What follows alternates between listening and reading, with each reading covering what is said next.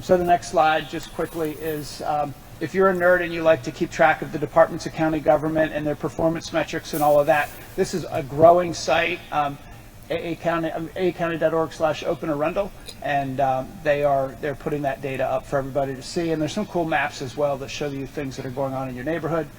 And then if you really want to dig into the budget, every dollar in every department, you can dig down in this new tool that we started just this last year, aacounty.org/BUDDE, the Budget Buddy, Budget Data and Development Explorer. That's got a real ring to it, I know. So if you're into that, you can go there. I'll stop talking.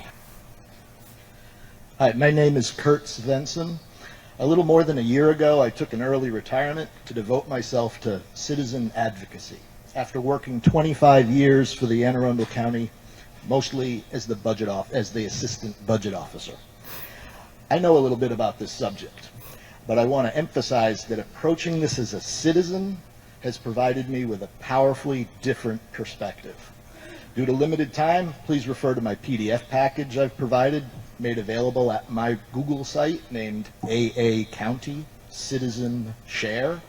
First, I'm requesting you make available the complete data source file underlying the FY24 proposed budget when it comes out, as you did last year, but please make it available for download on the county website.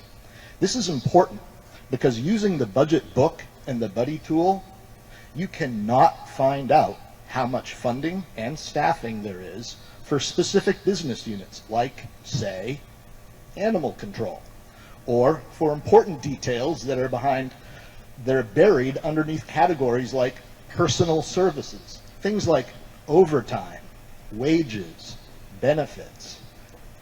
Citizens ought to know what those cost.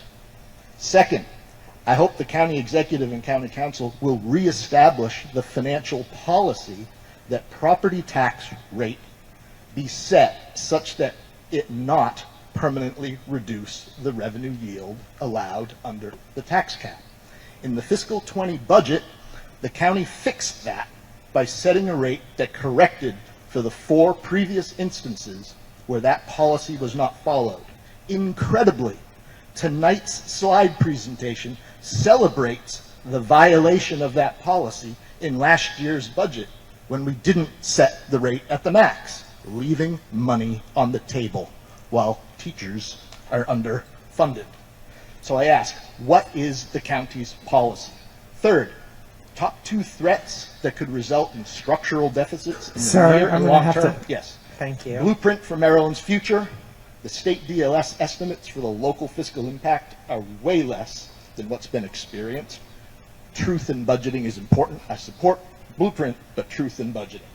Public schools, retiree health, $2 billion unfunded liability. Our neighboring jurisdictions are addressing it.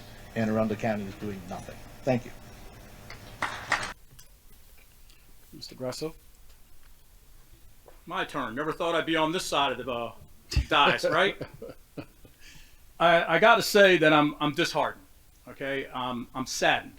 All right, as a councilman, okay, and each one of you folks that were up there, you went door to door asking people to support you, door to door. Okay, and you were friendly and you asked them to vote for you. But I didn't see one of you get down here and talk to this crowd. Not one of you. I know Pete will do it, chairman, because him and I used to tag team all the time and come down there. So if you spend as much time as you did going door to door, then each one of you should be ashamed of yourself for not coming down here and talking to these people.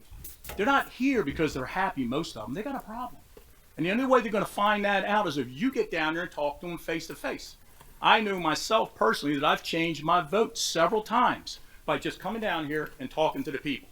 So if you had the energy to go door to door, then show the same energy down here in the respect to the people that actually pay your salary, and that is the taxpayers. You don't come up here 5 minutes before the dog and pony show and sit up here.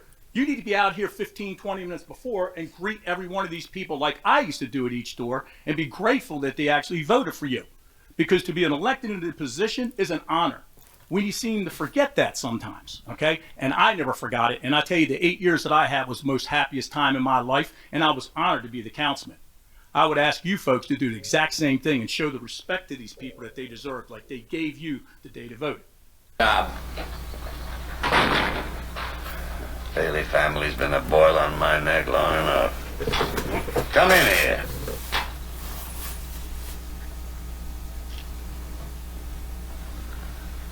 Thank you, sir.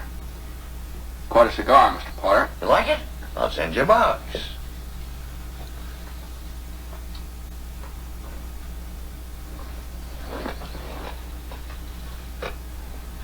Well, I suppose I'll find out sooner or later, but just what exactly do you want to see me about?